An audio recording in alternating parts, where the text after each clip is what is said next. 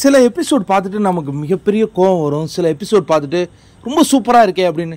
இந்த எபிசோட் பார்த்துட்டு என்ன மாதிரியான மனநிலைக்கு நான் போயிருக்கேன் அப்படின்னா, எனக்கு இங்கே ரெண்டு பேரை மட்டும் ப்ரொமோட் பண்ணுறதுக்கு இன்றைக்கி ஒரு நிகழ்ச்சி நடந்த மாதிரி எனக்கு ஒரு சந்தேகம் ஏற்பட்டிருக்கு. ஒன்று வந்து ஜாக்லின், இன்னொன்று வந்து சௌந்தர்யாவை ப்ரொமோட் பண்ண மாதிரி தெரிஞ்சுதுங்க.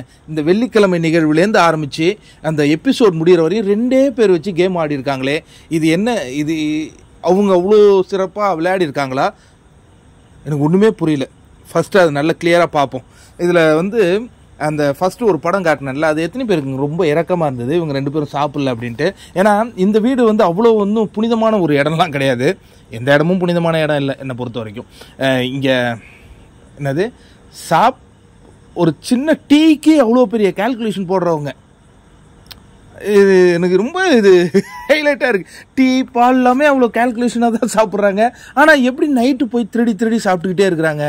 அந்த கேங்கினுடைய எனக்கு வரைமுறையும் எனக்கு புரியல. திருட்டு பிரியாணி கும்பலுடைய வரைமுறை எனக்கு புரியவே இல்லை. ஏன்னா ஒரு பால் ஒரு கரண்டி அந்த அளவுக்கு பஞ்சாயத்து வரையும் வருது. ஆனால் நைட்டு திருடி சாப்பிட்டுக்கிறாங்க. என்னடா நடக்குது இங்கே? அது வந்து இந்த பொண்ணு சௌந்தர்யா, நீங்கள் சாப்பிட்டீங்களான்னா பால் தர்ஷிகா பாலும் விஷால் பாலும் நீங்கள் சாப்பிட்டுக்கிட்டீங்களான்னா அது இல்லைங்கிறாங்க. ஆனால் அவங்க பால் பாயாசமா அது என்ன பால் சாதமோ என்னமோ செஞ்சு சாப்பிட்றாங்க. எனக்கு தெரிஞ்சு அப்படி திருடி நைட்டு சாப்பிட்டே ஆகணுமா? அது ஒரு ஃபன்னா? எனக்கு புரியல. நிறைய கேள்விகள் நமக்குள்ளே கண்டிப்பாக எழுந்தது. அதுக்கு அடுத்தது இந்த சேதுவோடைய இன்வெஸ்டிகேஷனுக்கு போகுமா? எனக்கு என்னமோ ஹிட் ஆகிட்டே இருக்குது இந்த எபிசோடு. இது என்னமோ 2 பேரை ஏன்னா 2 பேரும் சேவ் வேறு பண்ணிட்டு போகிறாரு. என்ன நடக்குதுன்னே தெரில. குற்றம் செஞ்சவங்க மக்கள் ரசிக்கிறாங்களா? ஆனால் இது வந்து இப்போ வந்து சிறப்பாக இந்த கேம் ஆடினது யார்? மஞ்சரி சிறப்பாக ஆடினாங்க, தீபக் சிறப்பாக ஆடினாரு, தர்ஷிகா சிறப்பாக ஆடினாங்க. தர்ஷிகா எட்ஜி வரையும் போயிட்டாங்க, எவிக்ஷனுடைய எட்ஜி வரையும் போயிட்டு வெளியில் வராங்க. அந்த பக்கம் வந்து ஆனந்தி சிறப்பாக. ஆனால் இந்த ஒரு வாரத்தை மட்டும் வச்சு மக்கள் வாக்குகள் செலுத்த மாட்டாங்க இல்லையா? அவங்க பல அந்த நம்ம முழு வாரங்களை வச்சு தான் செலுத்துவாங்க. அது நமக்கு நல்லா புரியுது. ஆனால் இந்த முறை இவங்களை எதுக்கு இவ்வளவு கேள்விங்கிறத விட இவங்களுக்கு எதுக்கு இவ்வளோ ஸ்க்ரீன் ஸ்பேஸுங்கிறது தான் எனக்கு கடுப்பாகுது. ஏன்னா அங்கே வந்து இப்போ முத்துக்குமரன் பேசுகிறாரு கொஞ்சம் நேரம் தான். இதெல்லாம் பார்க்கும்போது என்னங்க நடக்குது? இது கோவாலேயே இப்படி இருப்பாங்களான்னு எனக்கு தெரில. இப்போ முத்துக்குமரன் பேசுகிறாருல, அவ்வளோ அழகாக பேசுகிறாரு. அந்த டாஸ்க்கை உள்வாங்கி அதில் வந்து 2வது நாள் பண்ண அந்த விஷயங்கள் எவ்வளோ கேவலமாக இருந்தது, அவ்வளோ அழகாக அவர்லாம் கன்வே பண்ணிகிட்டு இருக்கும்போது தேவையில்லாத 2 பேர் மேலே அந்த கண் பார்வை எங்களை கொண்டு போய் இப்போ எனக்கு இந்த ஜாக்லினையோ இந்த சௌந்தர்யா விமர்சிக்கிறதுக்கு கூட அவங்க இந்த டாஸ்க்கு தகுதி இல்லாத மாதிரி ஆடி இருக்காங்க. அவங்களுக்கு போய் ஃபஸ்ட்டு சேவு. ஐயோ! ஆனால் எனக்கு புரிஞ்சு ஜெஃப்ரி மாதிரியான ஆட்கள் இந்த ட்ராப்பில் விழக்கூடாது. ட்ராப்னா நான் மீண்டும் சொல்லுவேன், இதே மாதிரி கேங் இருந்து இது முன்னாடி ஆடினது இல்லையா?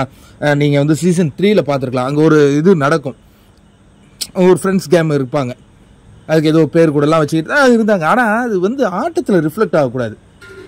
இங்கே எப்படி நடந்திருக்குன்னா, அந்த ரூல்ஸ் அவர் படிக்கும் பொழுது இவங்க ஏஞ்சலாக இருந்தால் அங்கே டெவிலை டிஸ்டர்ப் பண்ண மாட்டாங்களா, அவங்க டெவிலாக இருந்தால் அங்கே ஏஞ்சலை டிஸ்டர்ப் பண்ண மாட்டாங்க. அதுமாதிரி ஒஸ்ட் பர்ஃபார்மர் வரும்போது ஒன்றா கொண்டு வந்து போடுவாங்க.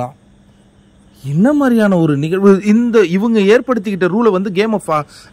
ஏன்னா இதுக்கு முன்னாடி ஆடினவங்க யாரும் இதுமாரி ரூல்ஸ் போட்டதே எனக்கு இல்லை. இந்த அளவு வந்து ரூல் போடுறாங்க அப்படின்னா அதுக்கு வந்து ஒரு நம்மளை யாரும் கேட்க மாட்டாங்க, நமக்கு பெரிய ஃபேன் பேஸ் கிரியேட் ஆகிடுச்சு அப்படின்னு நம்பினது தான் இந்த ரயான் மாதிரியான ஆட்கள் வந்து ஒரு ஒட்டுண்ணி மாதிரி நான் சொல்லுவேங்க. ஒட்டுண்ணி போல செஞ்சுக்கிட்டோம். எனக்கு இன்னைக்கு இந்த கோவாக்கு எங்கே வருத்ததை விட விஜய் சேதுபதி ஒருத்தரை வருத்தாரு. தான் வருபட்டதே தெரியாமல் ஒருத்தர் சுற்றிக்கிட்டு இருந்தான். யாரும் தெரியுமா? அருண் பிரசாத்னு இந்த வீட்டுக்குள்ளே ஒரு கேரக்டர் இருக்குங்க.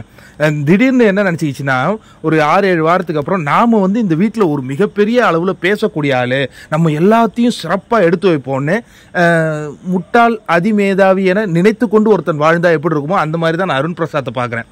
நீ குவா கேங்கில் போய் சேர்ந்தியான்னா நான் சேர்ந்தேன்னு சொல்லணும், இல்லை சேரலன்னு சொல்லணும். சார் அந்த ரியாக்ஷனாக இருக்கட்டும், அது சூப்பராக ஒரு பதிலடி கொடுத்தாரு.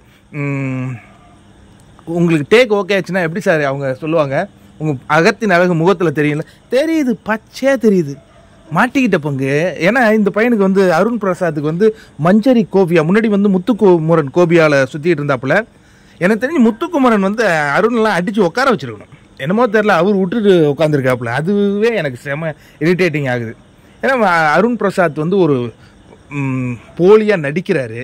அதுக்கப்புறம் வந்து ஒரு கேமுனுடைய புரிதல் இல்லை. இந்த மாதிரி நல்லவனாக நடிக்கிறவனை எவனுக்குமே பிடிக்காது. ஒன்று கெட்டவனை பிடிக்கும், இல்லை நல்லவனை பிடிக்கும். இந்த நடிக்கிறான் பார்த்தீங்களா, அவனை யாருக்குமே பிடிக்காது. அதேனால தான் இந்த அருண் பிரசாத்தை இது எனக்கு தெரிஞ்சு இதுக்கப்புறம் யாரும் லைக்லாம் பண்ணுவாங்களான்னு எனக்கு தெரியல. இந்த கேம் பொறுத்த வரைக்கும் நான் ஹியூமனாக நான் கூட சொல்லியிருக்கேன் ஆரம்பத்தில், இவர் வந்து ரொம்ப இந்த வீட்லேயே ரொம்ப நல்ல மனுஷன் அருண் பிரசாத்னு நான் சொல்லியிருக்கேன். ஆனால் செம்ம ஃபேக், செம்ம ஒரு ட்ராமா டப்பா அருண் பிரசாத். அதுக்கு அடுத்த இன்னொரு நடிகை வந்து யாருன்னு பார்த்தீங்கன்னா ரஞ்சித்துங்க. கடைஞ்செடுத்த நடிகை, நல்லவன் மாதிரி நடிச்சுக்கிட்டு இருக்கிற ஒரு நடிகை. விஜய் சேதுபதி ஒரு கேள்வி கேட்குறாரு, அது தெரியாதா அவருக்கு? கிளியராக தெரியும். ஆனால் அதுக்கு நேரடி பதில் சொல்கிறதுக்கு கூட உனக்கு வக்கு இல்லை. நீ எல்லாம் எதுக்கே பேசுகிற? எதுக்கு பிக் பாஸுங்கிற மேடைக்கு வந்தீங்க? இங்கே உன்னுடைய கருத்தையே உன்னால் எடுத்து வைக்க முடியல. இவ்வளோ பேர் மக்கள் பார்க்குறாங்க. சொன்னார்ல சேதுபதி, நீ நடிகர் தானே, நடிக்க தானே சொன்னாங்க, அதில் என்ன இது இவ்வளோ கேவலமாக நீங்கள் பண்ணிட்டு இருக்கீங்க? தீபக்குங்கிற ஒரு மனுஷன்ட்ட அவ்வளோ அழகான ஒரு பர்ஃபார்மன்ஸ் வருது. ஏன்னா தான் எடுத்துக்கிட்ட ஒரு, இப்போ நம்ம வந்து ரிவ்யூ பண்ணுறோன்னா அந்த ரிவ்யூவுக்கு நேர்மையாக இருக்கணும். அதே மாதிரி ரிவ்யூக்கு நேர்மையாக இருக்குன்னா நம்ம கரெக்டாக நம்ம முடிஞ்சதை சொல்கிறோம், அது சரியாக தவறாங்கிறது இல்லை. அதை வந்து நேர்மையாக நீங்கள் பண்ணணும். அதே மாதிரி அவர் அந்த கேரக்டர் எடுத்ததை நேர்மையாக கொண்டு வந்து நமக்கு ப்ரெசென்ட் பண்ணார்ல, அந்த மாதிரி ப்ரெசென்ட் பண்ண தெரியாதா ரஞ்சித்துக்கு? ரஞ்சித்துக்கு எதுவுமே தெரியாது. ஆனால் 10 வாரம், இப்போ 10வது வாரத்தின் கேப்டன் வேற. எப்படிங்க என்னங்க உண்மையாக உழைக்கிற எவனுக்குமே எதுவும் கிடைக்க மாட்டேங்குது. இந்த மாதிரி போலி முகமூடி அணிஞ்சிருக்கிற எல்லாருக்கும் கிடைச்சிடுதுங்க. எப்படிங்க கோவம் வராத எப்படிங்க இருக்கும்? ரஞ்சித் மாதிரி ஒரு தகுதியே இல்லாத, பிக் பாஸ் ஆட தகுதியே இல்லாத ஆள் எப்படிங்க 10வது வாரத்தின் கேப்டனாக உட்காந்துருப்பாரு? அங்கேயும் கோட்டா தகுதியாக இருக்கிற எவனுக்குமே எதுவும் கிடைக்கவே மாட்டேங்குது அந்த உலகத்தில்.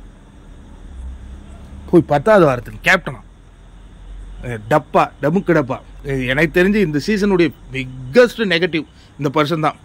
அடுத்தது ஹைனாஸ் அப்படின்னு சொல்கிறாரு. அது எப்படி ஏற்றுக்க முடியும்? ஹைனாஸை நீங்கள் அப்போ எதிர்த்து நின்று உங்களுக்கு திராணி இல்லையா அப்படிங்கிற கேள்வி நமக்கு வருது. இன்னொன்று முத்துக்குமரன் பேசும்போது ரொம்ப அழகாக சொன்னார். சார் அந்த கேங்கில் சேரணும்னு சில பேர் காத்துக்கிட்டு இருக்காங்க, தர்ஷிகா காத்துக்கிட்டு இருந்தாங்களே, அதை பார்த்து அவங்க அட்மையர் ஆனாங்களே. இவரும் அதான் சொல்கிறாரு, அது பார்க்குறதுக்கு நல்லா இருக்குது, ஃப்ரெண்ட்ஷிப்பாக இருக்குது, அது ஆட்டத்தை கெடுக்கக்கூடாதுன்னு. இன்னொன்று, ஒரு சிறை தண்டனை கொடுத்தா அவங்க போய் அதை என்ஜாய் பண்ணிகிட்டு இருக்காங்க. அப்போ நீங்கள்லாம் யார்? என்ன நீங்கள் புரிஞ்சுருக்கீங்க இந்த பிக் பாஸை பொறுத்து? ஒன்றுமே புரிதல். இன்றைக்கி ஆனந்தி ரொம்ப அழகாக ஜாக்லினுடைய அந்த மைண்ட் கேமை உடச்சி விட்டாங்க. ஜாக்லின் ஒரு நல்ல கேமருங்க, ஆனால் நல்ல பர்சன். ஆனால் கண்டிப்பாக நல்ல பர்சன் கிடையாது, நல்ல கேமர்.